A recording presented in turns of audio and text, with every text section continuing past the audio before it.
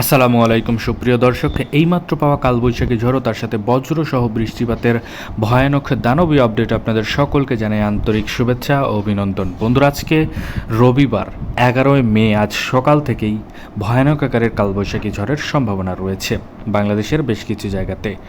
এই কালবৈশাখী ঝড়ের কারণে বাংলাদেশ ও কলকাতার বেশ কিছু জায়গার ঘরবাড়ির টিন উড়ে যেতে পারে, তার সাথে বড় বড় গাছপালাও ভেঙে যাবে বলে আবহাওয়াবিদরা জানিয়েছে। সকল আপডেটও আজকের এই ভিডিওতে আপনারা পেয়ে যাবেন, তাই দয়া করে সম্পূর্ণ ভিডিওটি দেখবেন এবং আপনি কোন জেলা থেকে আমাদের এই ভিডিওটি দেখছেন সেটা অবশ্যই কমেন্টে জানাতে ভুলবেন না। তাহলে চলুন আজকের এই ভিডিওটি শুরু করা যাক।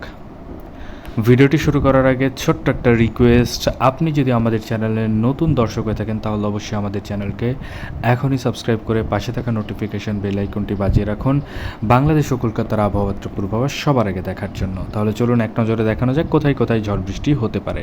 তো প্রথমে আমরা দেখতে পাচ্ছি জাকিরগঞ্জ, ছাকারাই, সিলেট, চাতকবাজার থেকে শুরু করে জয়ন্তীপুর, বিশমপুর, ফেনারবাগ, জগন্নাথপুর, বালাগঞ্জ এবং কুলাউড়া, মৌলভীবাজারের আশেপাশে, কামালগঞ্জের আশেপাশেতে কালবৈশাখী ঝড়ের সম্ভাবনা রয়েছে।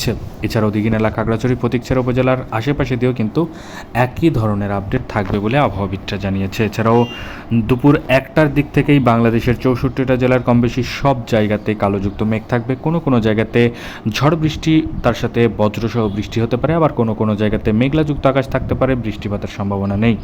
এছাড়াও কোনো কোনো জায়গাতে হালকা থেকে মাঝারি ধরনের মেঘলাযুক্ত আকাশ থাকতে পারে।